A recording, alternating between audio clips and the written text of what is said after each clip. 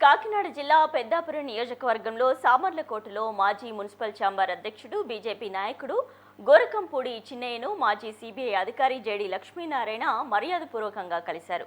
అనంతరం జేడీ లక్ష్మీనారాయణను శాల్వాతో సత్కరించి తమ పార్టీలో జాయిన్ అవ్వాలని బీజేపీ నాయకులు చిన్నయ్య కోరారు.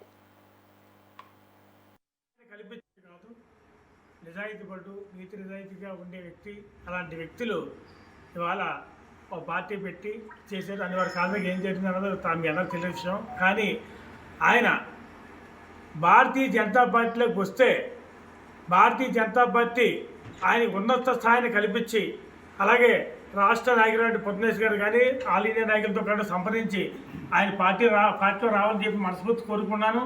ఆయన భారతీయ జనతా పార్టీలోకి వస్తే ఆయన ఒక మనస్తత్వానికి ఆయనకి ఎంతో ప్రజలు సేవ చేయాలని ఏదో సర్వీస్ అన్న ఆలోచన విధానం ఉంది.